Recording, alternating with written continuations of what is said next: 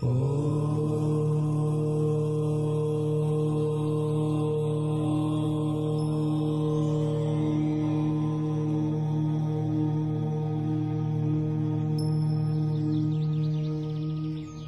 हो सकता है ब्रह्मांड की शक्तियों का रहस्य? तुम्हें कदाचित ज्ञात ही होगा कि यह सारा ब्रह्मांड, ग्रह, नक्षत्र, आत्मा, परमात्मा सब कुछ एक एनर्जी यानी शक्ति के रूप में ही है और इन शक्तियों से सारा ब्रह्मांड संचालित है।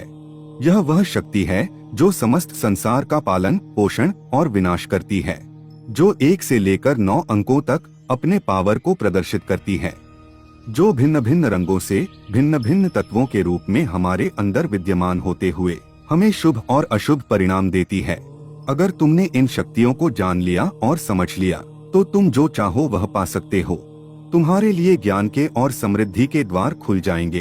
तुम वह समझ सकोगे जो दूसरों की समझ से परे हैं। तुम जान पाओगे कि परम शक्ति ब्रह्मा, परम शक्ति विष्णु और परम शक्ति महेश किस तरह से कार्य करते हैं। तुम यह भी जान पाओगे ब्रह्मांड की शक्तियाँ किस तरह से कार्य करती है और हम पर किस तरह से प्रभाव डालती है।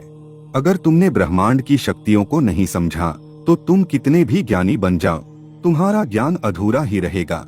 तुम अगर लक्ष्मीपति भगवान विष्णु से धन पाना चाहते हो, वेदों के ज्ञाता भगवान ब्रह्मा जी से ज्ञान पाना चाहते हो और मंगलकारी भगवान शिव से मोक्ष पाना चाहते हो, तो तुम्हें ब्रह्मांड की इन शक्तियों को अवश्य ही जानना होगा।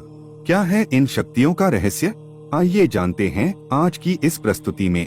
तो मित्रों, सबसे पहले इन शक्तियों को समझने के लिए हमें ब्रह्मांड के सीक्रेट कोड 3, 6, 9 को भी समझना पड़ेगा। मित्रों, विज्ञान आज ये मानता है कि ब्रह्मांड की हर चीज के निर्माण में गणित का उपयोग बहुत ही खूबसूरती से किया गया है।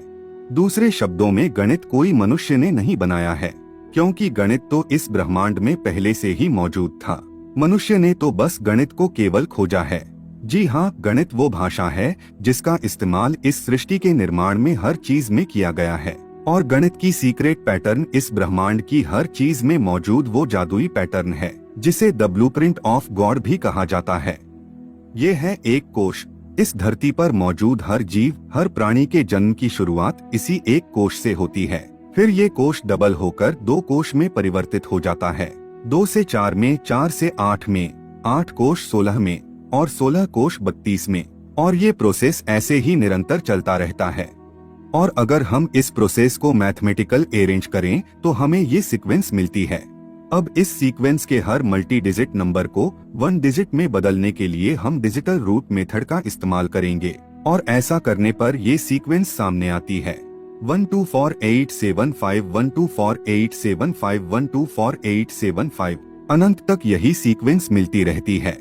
और इस प्रोसेस को यदि उल्टा किया जाए, यानी कि 1 का आधा, फिर आधा, फिर आधा और फिर डिजिटल रूट मेथड से 1 डिजिट में बदलने पर जो सीक्वेंस मिलती है वो भी एक समान है 124875 124875 124875। लेकिन आपको आश्चर्य होगा कि सृष्टि के इतने बड़े प्रोसेस में 3, 6 और 9 नंबर गायब है। रिसर्च से ये बात सामने आती है कि इस पैटर्न में आने वाले 124875 नंबर तीसरे आयाम को प्रदर्शित करते हैं, यानी कि यही नंबर एक दूसरे से जुड़कर तीसरे आयाम वाली दुनिया की रचना करते हैं। और इन नंबर्स के बीच में दौड़ती ये लाइन दर्शाती है कि एनर्जी यानी शक्तियाँ कभी भी खत्म नहीं होती, बल्कि एक फॉर्म से दूसरी फॉर्म में केवल कन्वर्ट होती रहती है।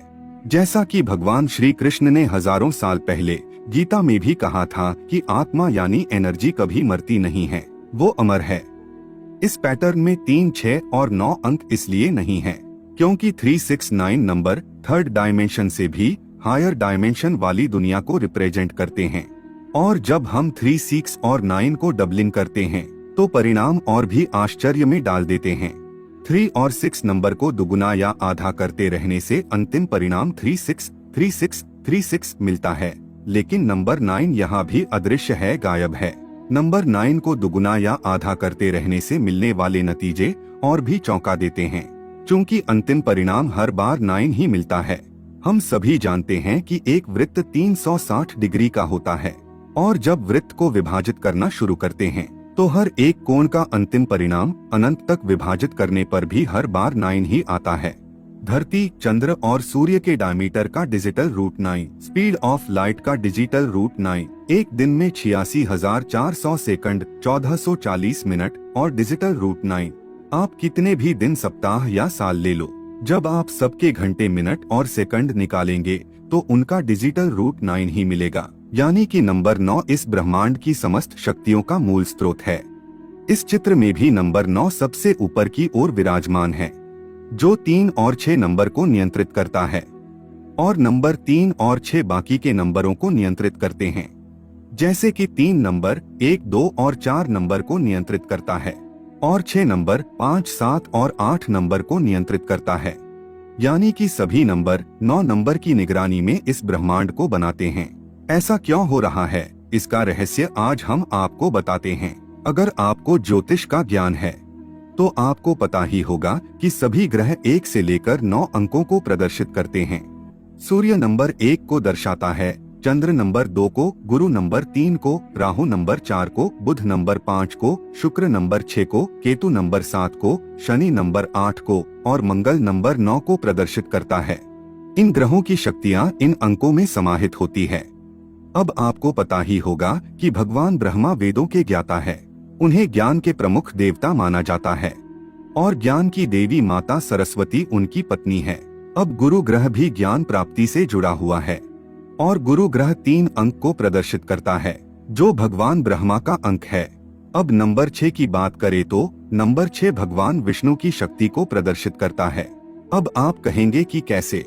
तो नंबर 6 शुक्र ग्रह को प्रदर्शित करता है और शुक्र ग्रह धन, संपत्ति, वैभव, ऐश्वर्य और माता लक्ष्मी से जुड़ा हुआ है और माता लक्ष्मी भगवान विष्णु की पत्नी है और संसार का पालन पोषण करने के लिए धन संपत्ति यानी कि लक्ष्मी की आवश्यकता होती है, चाहे फिर वह किसी भी रूप में हो, जैसे कि रुपया, पैसा, अन्न, जल, रस, विद्युत इत्यादि।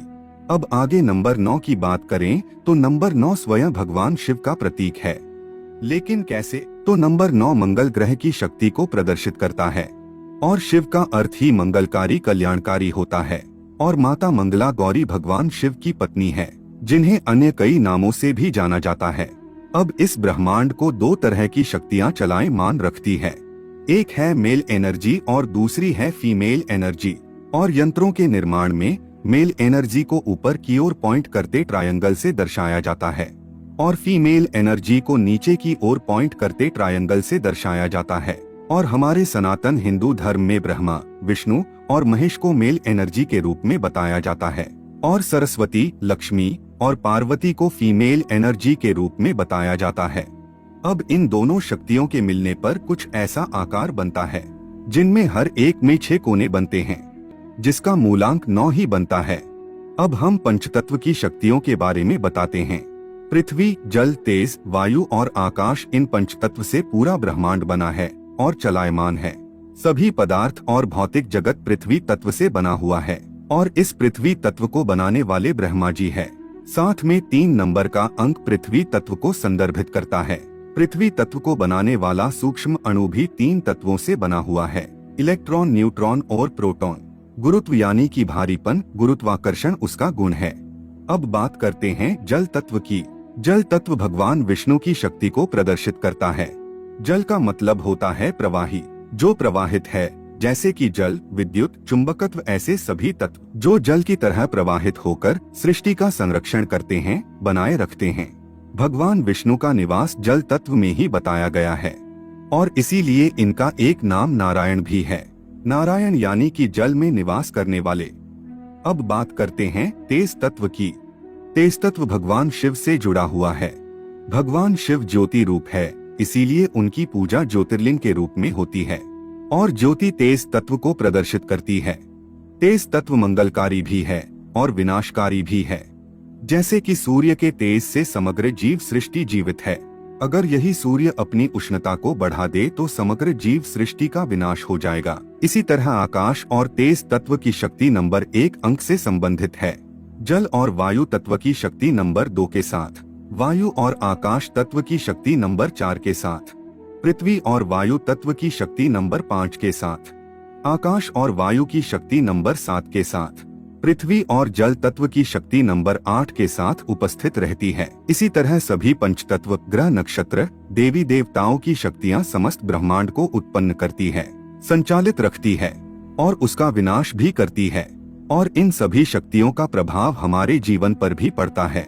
अगर आप इन शक्तियों के बारे में अधिक जानकारी प्राप्त करना चाहते हैं तो कमेंट में पार्ट 2 अवश्य ही लिखें। ऐसी ही महत्वपूर्ण जानकारी के लिए आप हमारी चैनल आर्यलोक को सब्सक्राइब करें। धन्यवाद।